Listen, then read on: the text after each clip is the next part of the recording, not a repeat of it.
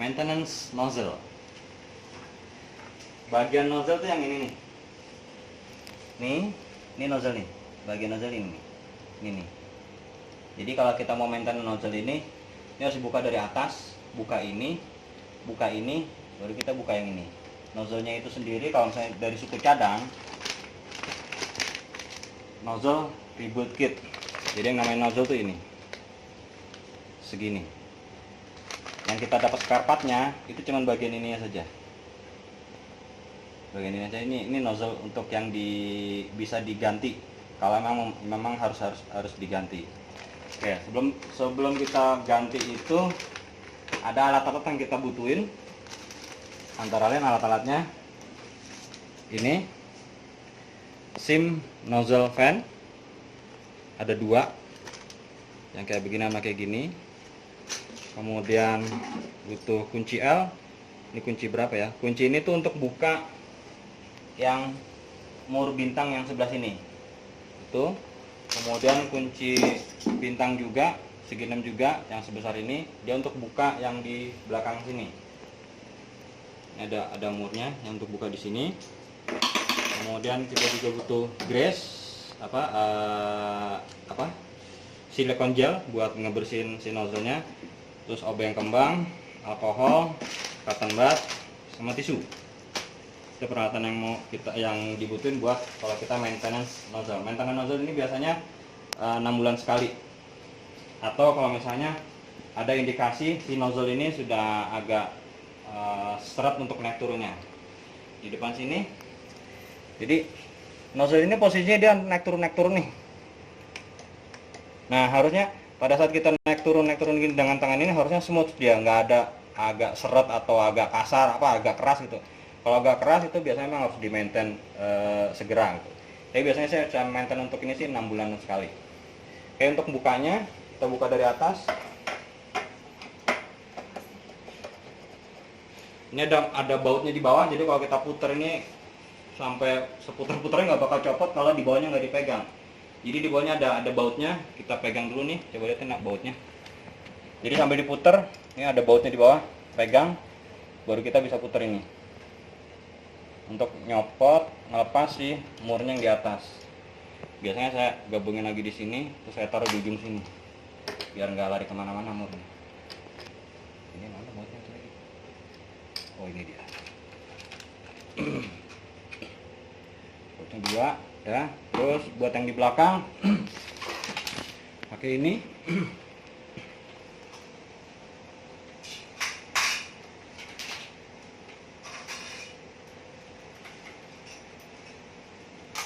Ada 2.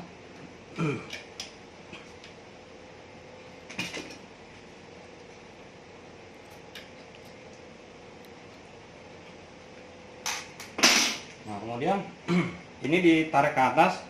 Biasanya agak keras karena sisi bagian ini tuh agak menjorok ke dalam. Jadi buat ngepres si kepala nozzle-nya ini supaya benar-benar pas di sini.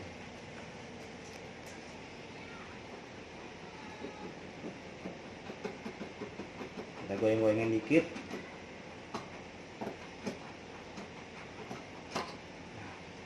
Oke, udah lepas. Oke. Sebelumnya yang harus diperhatiin pada saat kita mau copot ini, bagian ini, posisi nozzle itu harus ada di bawah. Jadi kita turunin dulu nozzle, kan ini posisinya di atas atau di tengah-tengah nih. Dia harus turun dulu. Kita ke menu depan, ke tes, ada menu line, kita select. Kemudian ada password. Kalau misalnya password F1, F2, F3, F4. Cari nozzle, di sini ada nozzle, kita select. Ada up, down, stop, kita down, bawahin. Nanti nozzle-nya akan turun ke bawah. Oke, kalau posisinya udah nozzle udah di bawah, baru kita bisa copot bagian ini dan bagian ini. Di nozzle ada dua mur. Satu sebelah sini, kita angkat terus agak diputer dikit. Ada 2 mur. Itu jangan dicopot, tapi cukup dikendorin secukupnya aja supaya nanti nozzle-nya bisa angkat ke atas. Yang atas kita buka ini. Sebelumnya ini ada lubang nih, lubang di sini nih, di atas. Ini kan biasanya ada ringnya. Khawatir si ringnya itu masuk ke situ, si lubang itu, biar aman, tutup aja lah. Udah. Terus yang dicopot ini 3.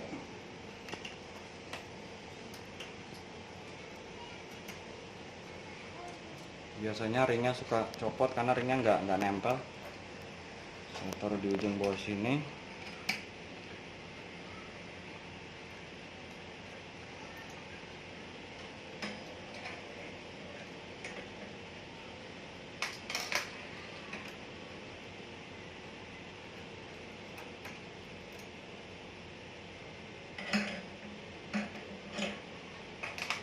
Oke, udah, ini bisa dicopot kalau udah nyambut murnya ini. Ini tinggal ditarik ke atas aja. Udah. Nah, nozzle-nya tuh ini. Terus kita gunakan yang obeng kunci L buat ngendorin itu. Gak usah sampai copot, kira-kira udah cukup aja. Terus diputer. Yang satu lagi. Ya. Nah, kalau udah, ini bisa diangkat. Oke. Nah, ini nozzle-nya. Nozzle ini bagian agak sensitif. Nanti penjelasannya lebih lanjut. Saya taruh di sini. Saya mau keluarin yang ini. Keluarin yang ini, kita bisa gunakan ini. Cukup dikaitin ke pernya itu, terus kita ditarik ke depan, tapi jangan sampai keluar. Nah, kira-kira segini aja. Ya, lepasin dulu, terus pegang pakai tangan, dijepit gini. Supaya kenapa? Kalau misalnya pas keluar ini, pernya nggak loncat ke atas.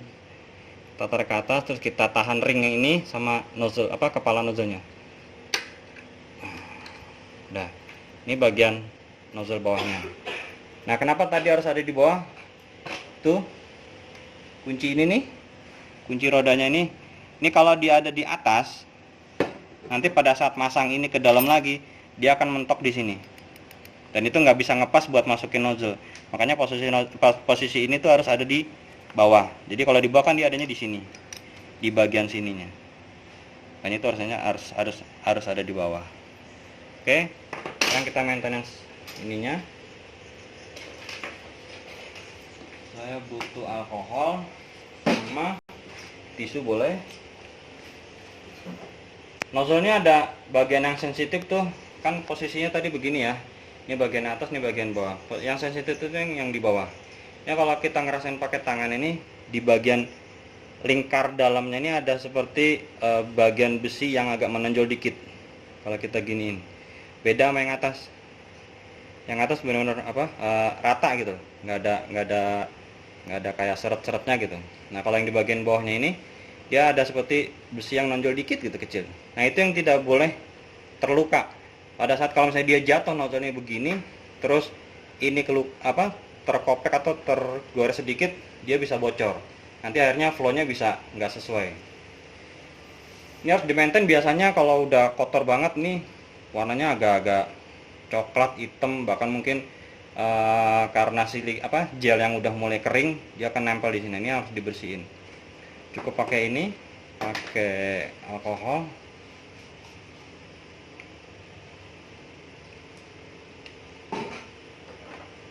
Dilap. Sebetulnya kalau untuk nozzle dia agak tergerus di bagian luar ini sebetulnya nggak kenapa-napa sih. Dia masih bisa naik turun selama si posisi ini nggak ada yang tergores.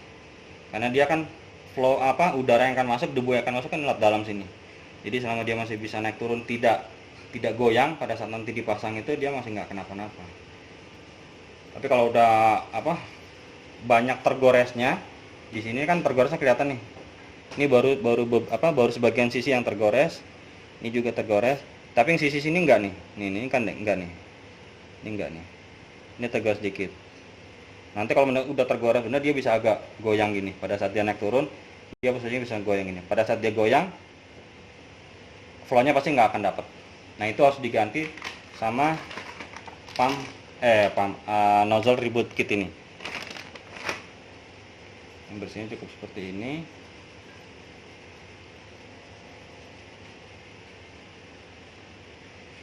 Kalau yang dalam kita bisa pakai tisu juga. Kalau mau pakai cotton bud juga bisa. Ini cukup dimasukin seperti ini.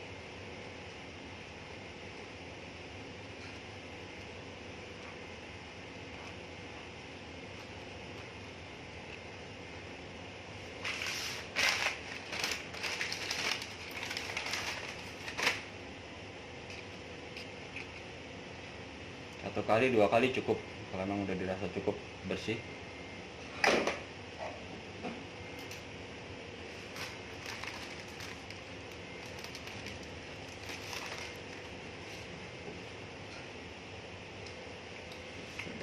Bagiannya juga bisa dibersihin. Ini biasanya banyak sisa-sisa gel, si silikon gelnya itu.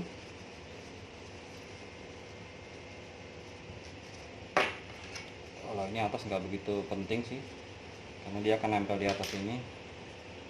Per ini yang buat naik turun biasanya agak suka keset di sininya.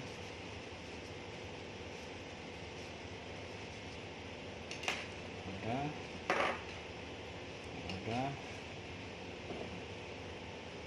Ini bagian dalamnya aja yang dibersihin. Kalau di luar sih nggak penting ya.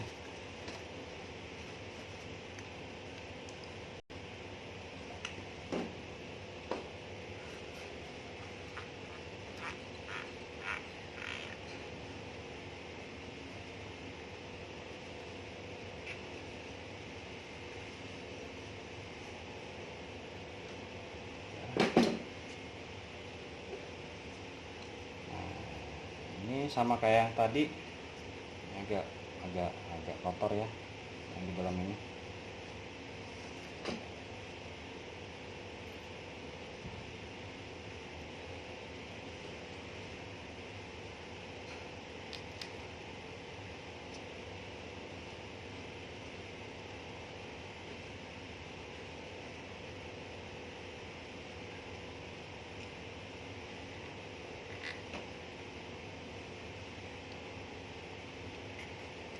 Kenapa dia nggak bisa nembus ke situ? Karena penampang sebelah sini lebih besar daripada penampang sebelah sini. Kadang kalau misalnya ujungnya nggak kecil, jadi dia nggak bisa lewat ke sana. Karena di sini penampangnya jadi gede, sana yang kecil. Di tengah sini ada yang kecil nih. Ini udah, bagian luarnya mah nggak perlu karena dia kan ada di bagian luar sini. Oke, terus sekarang kita mau coba pasang lagi. Cara masangnya urutannya kebalik. Ini dulu kita pasang. Seperti ini, kita tekan dikit, terus kita pasang di sini. Nggak apa-apa, acak-acakan karena nanti kita akan rapiin dari bagian atas. Kita bersihin sebelah sana, kita dorong ke sana, terus kita lihat dari atas. Kita bisa gunakan obeng ini. Nah, kalau misalnya kita lihat dari atas ini kan dia belum pas ya, pas di buletannya. Nah, kita bisa geser-geser pakai ini supaya dia bisa ngepasin antara buletan dengan pernya.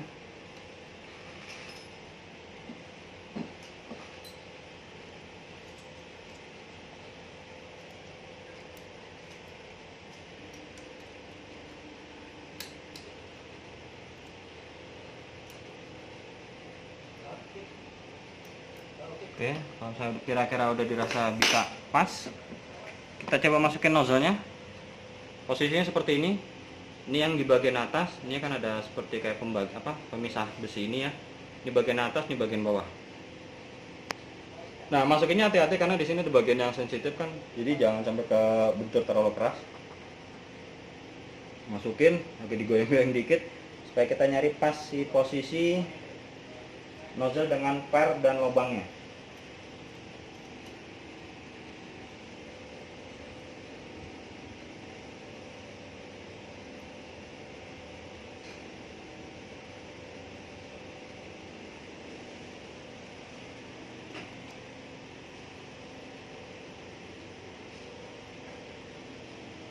biasanya agak lama karena harus ngepasin benar-benar pas antara per dengan ring yang di atasnya.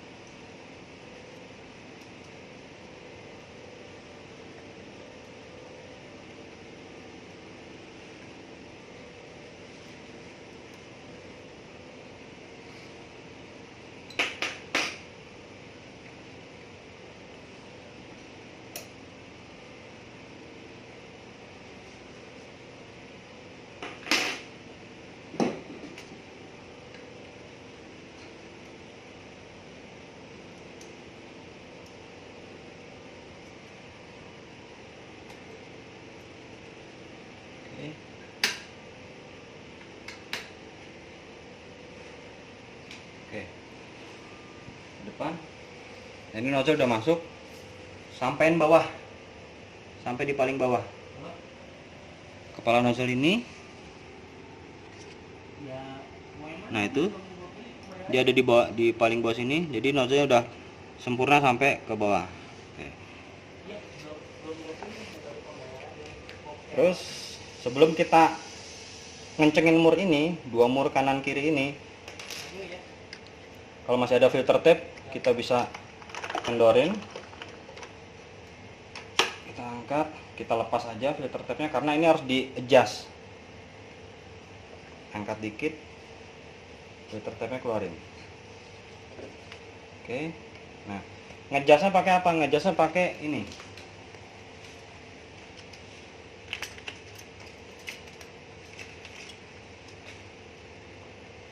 Ini seakan-akan seperti filter tape untuk ukuran ngejas si nozzle-nya. Ini di paling bawah, jadi si nozzle-nya diangkat sedikit. Ini taruh di paling bawah, kira-kira dia bisa berada di tengah-tengah nozzle itu. Kemudian ini, kepala nozzle ini diangkat, masukin di sini. Oke. Si nozzle-nya ini harus sampai ke bawah. Jangan di atas, dia harus ada di bawah. Ini posisinya di bawahnya kepala nozzle, kemudian ini ada di paling bawah. Kemudian baru kita bisa kencengin mur yang ada di sini. Ini di bawah, ini benar-benar udah mentok ke bawah, baru kita kencengin di sini.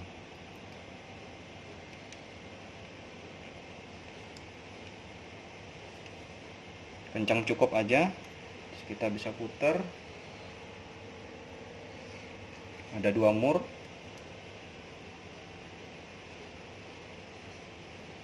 Oke, kalau udah, pastikan si nozzle bisa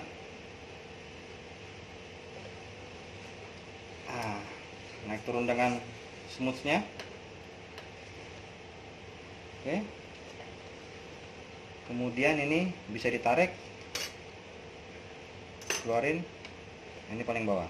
Jadi si nozzle itu perlu di adjust ini karena supaya pada saat nanti filter tape ini lewat di bawah nozzle itu, dia nggak putus. Kalau nggak di adjust pakai ini dan itu tadi, yang dua lempeng ini, si nozzle benar-benar akan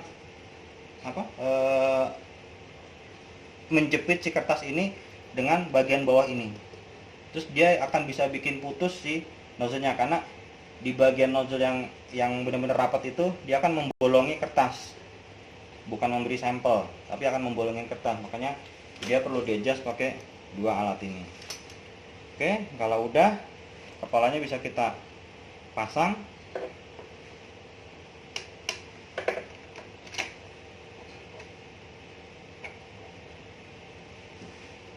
Bagian yang ini ditutup aja, yang di atas ini.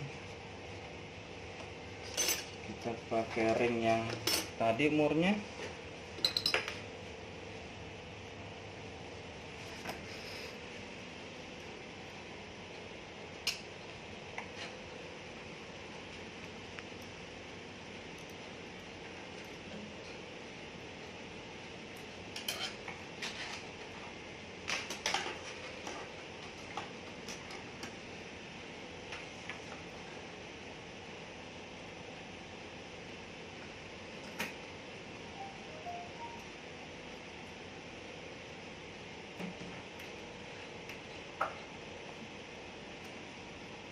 Kencengin, udah kita pasang ini.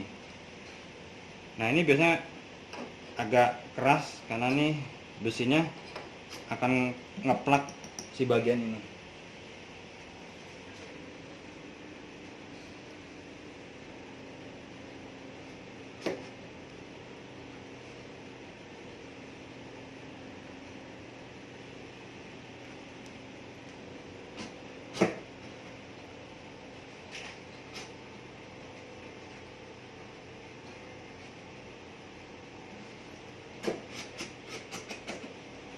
Oke, ini belum ngeplak banget karena yang tadi saya bilang bagian ini akan menjorok ke dalam untuk ngepres dia. Nah ini kita udah ngeplak sampai di bagian ini. Sisi ini akan kita coba tarik ke depan sedikit baru dia bisa sampai ke bawah.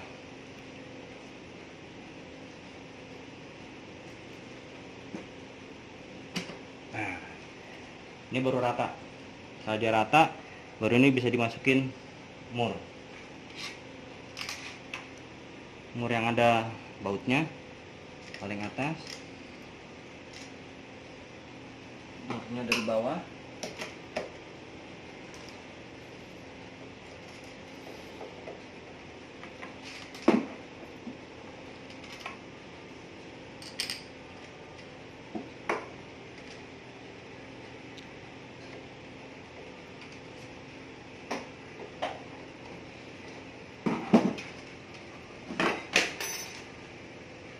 Terus di bagian belakang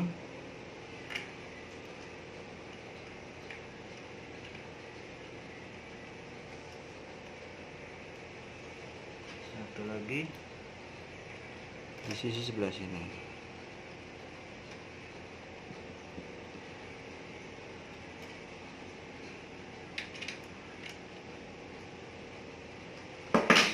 Oke, sekarang coba kita cek lagi yang di depan. Bagian nozzle-nya untuk di tes naik turun. Kalau dia macet berarti ada sesuatu yang nggak benar pada saat pemasangan ini atau kepala nozzle-nya. Ini udah smooth, sudah oke. Sampai di sini pemasangan nozzle selesai. Nanti untuk pengecekan apakah nozzle ini mengalami kebocoran atau enggak di video berikutnya.